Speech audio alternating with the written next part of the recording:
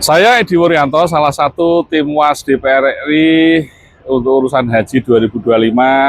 Secara umum, layanan kesehatan haji Indonesia semakin membaik.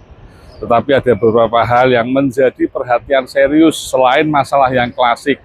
Satu, soal layanan pemondokan. Ya, masih banyak jamaah haji yang antara ibu dan anaknya terpisah, antara tugas kesehatan dengan layanan yang dilayani terpisah. Ini soal sistem yang baru diterapkan. Yang kedua, soal keterlambatan kartu nusuk karena pemerintah Arab Saudi melakukan digitalisasi.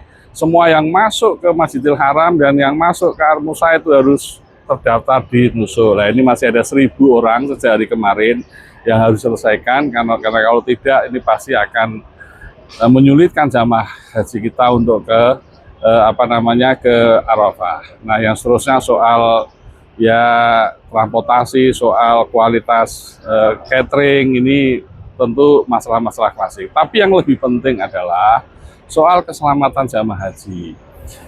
Sampai hari kemarin, jamaah haji kita yang meninggal sekitar 115 orang. Lebih tinggi di hari yang sama, di tahun 2024 sekitar 85 orang.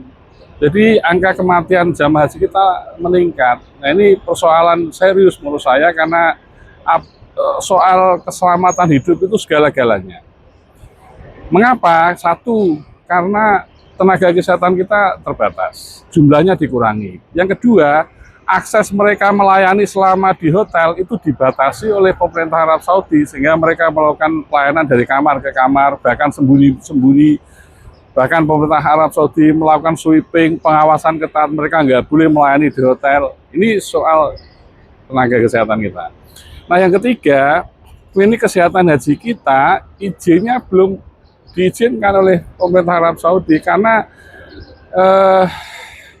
bangunan yang dipakai di klinik itu kontrak bangunan hotel, tidak memenuhi standar untuk klinik dan rumah sakit. Akibatnya rumah sakit jadi tidak bisa operasional. Nah, karena itu ini tentu menyulitkan, karena biasanya jamaah haji sebelum mereka dirujuk ke rumah sakit di screening dulu di klinik kesehatan haji, atau setelah mereka pulang dari rumah sakit sebelum ke hotel mereka transit dulu di klinik kesehatan haji untuk recovery. Nah, tentu dengan tidak terbitnya izin ini mempengaruhi layanan kesehatan jamaah haji. Nah, soal berikutnya adalah screening jamaah haji kita memang tidak kita lakukan. Jamaah haji banyak yang lansia, penyakitnya kompleks, mereka datang ke sini sudah kondisi berat, maka ini hal-hal yang oleh pemerintah Arab Saudi sebenarnya diminta untuk melakukan screening agar ada keselamatan bagi jamaah haji Indonesia yang ada di Arab Saudi.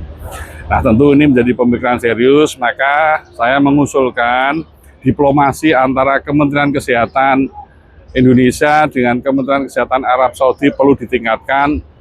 Izin operasional untuk klinik kesehatan haji perlu dibuat permanen, atau kerjasama MOU teknis perlu dibuat permanen. Bahkan kalau diperlukan, Indonesia memiliki rumah sakit haji di kota Mekah untuk layanan jamaah haji kita yang banyak, termasuk juga untuk layanan yang umroh yang setiap tahun terus meningkat.